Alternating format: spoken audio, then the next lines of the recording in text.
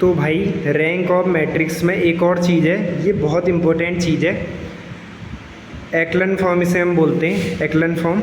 तो ये कुछ नहीं होता है, अगर किसी भी मैट्रिक्स की आपको रैंक निकालनी है ना, तो आप number of non zero form row बता दो, number of non zero rows in echelon form. अगर कोई गिवन मैट्रिक्स है तो उसे हम एक फॉर्म में कन्वर्ट करते हैं, एक्लन फॉर्म, और उसमें नंबर ऑफ नॉन जीरो रोज जो होती है वही रैंक हो जाती है।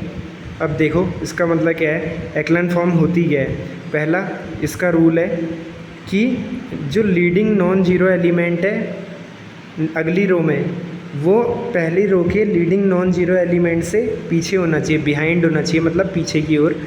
दूसरा क्या है, एक मैट्रिक्स को एक्लन फॉर्म में अगर रिड्यूस करना है तो हमें गॉस एलिमिनेशन मेथड लगाना होता है। ये वही होता है, मतलब मैट्रिक्स में जो हम एलिमेंट्री ऑपरेशंस लगाते हैं वो सब, और उसे कन्वर्ट करना होता है अपर ट्रायंगुलर मैट्रिक्स में, और वहाँ से हमें नंबर ऑफ नॉन जीरो रोज़ पता लग जाती है, और जितनी नॉन जीरो रोज़ उसमें होंगी वही रैंक बन जाएगी। तो एक नोट है, एलिमेंट्री ट्रांसफॉर्मेशन से जो रैंक है वो अल्टर नहीं होती, मतलब रैंक पे कोई फ़र्क नहीं पड़ता।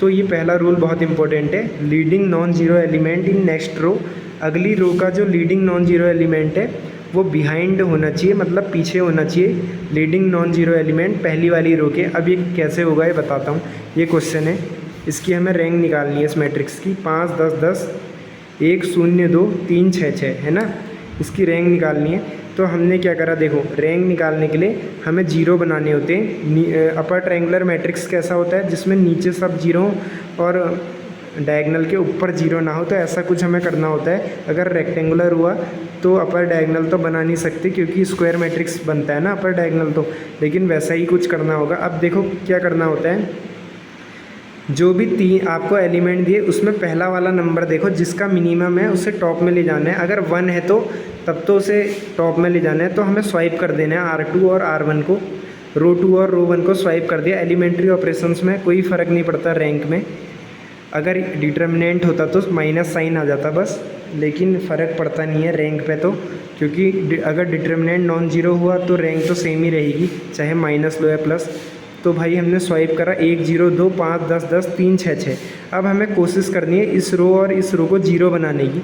तो 1 की मदद से हम जीरो कैसे बनाएंगे, R2 माइनस 5 R1 और R3 माइनस 3 R1, तभी तो यहाँ जीरो आएंगे।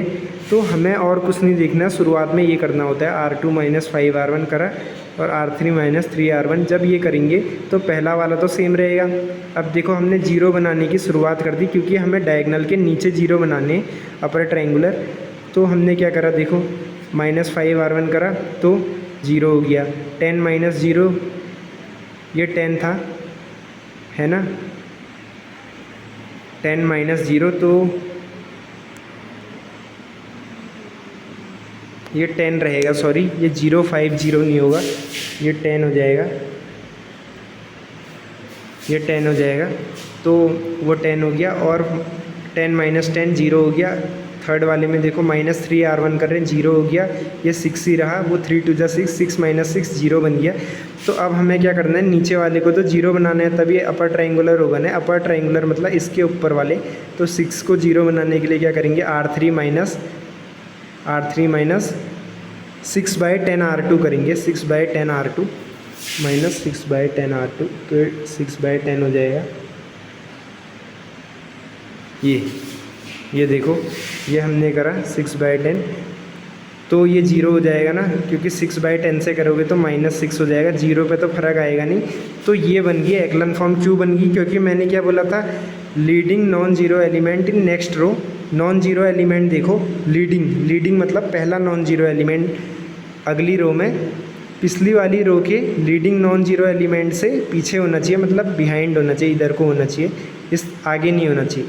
जैसे इस रो का लीडिंग नॉन जीरो एलिमेंट है, लीडिंग मतलब जीरो, पहला ऐसा एलिमेंट जो नॉन जीरो, तो ये है, अगले रो का नॉन जीरो एलिमेंट ये है, तो ये जो है इससे इधर को है, मतलब बिहाइंड है उसके, और लास्ट वाले में तो है ही नहीं। तो एक्लन फॉर्म ये होती है, अपर ट्रायंगुलर मैट्रिक्स टाइप से नहीं, वही बनी है ये, इस डायगनल के ऊपर ही जो है, नीचे तो सब जीरो ही है। तो एक्लन फॉर्म क्या बोलती है कि मतलब रैंक का कॉन्सेप्ट बोलता है, एक्लन फॉर्म में जितनी नॉन जीरो रोज़ है वही रैंक हो जाएगी। तो ये नॉन जीरो रो है, ये भी नॉन जीरो है, क्योंकि इसमें एक एलिमेंट जो है 5 है, अगर सारे जीरो होते तब जीरो रो बन जाती है पूरी, कंप्लीट जीरो रो, लेकिन नॉन जीरो रोज़ 2 आ गई तो रैंक 2 होगी। तो ये सिंपल सा कॉन्सेप्ट है, ऐसे भी रैंक को देख सकते हो आप। तो ये तो 3/3 है, इसमें तो सीधे डिटर्मिनेंट निकाल के चेक करके भी हम कर सकते हैं। अगर बड़ा आ गया तो 4/4, 3/4, 5/5, तो उसमें ये कॉन्सेप्ट अच्छा रहता है एक्लन फॉर्म। और आगे सॉल्यूशन ऑफ इक्वेशन या सिस्टम ऑफ इक्वेशंस में बहुत ज़रूरी रोल निभाएगा यही वाला एक्लन फॉर्म। तो भाई इस कॉन्सेप्ट को आप दिमाग में छाप लें। क्या करना है हमें, नीचे से जीरो बनाने और पहले वाली रो की मदद से बाकियों में जीरो बनाने होते हैं। तो ये कॉन्सेप्ट है। Thank you. इसका एक क्वेश्चन और दूंगा मैं, फिर पूरा 100% क्लियर हो जाएगा आपको। ये गेट का ही क्वेश्चन है। Thank you.